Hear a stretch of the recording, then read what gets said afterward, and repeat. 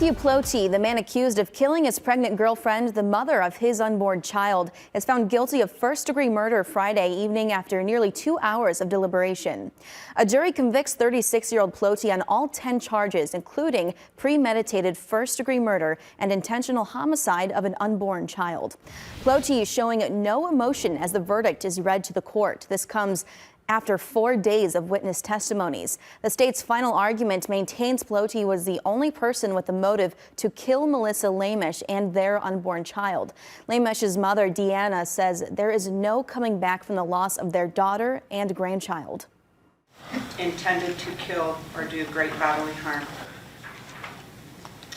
We, the jury, find the defendant, Matthew Ploti, guilty of first-degree murder.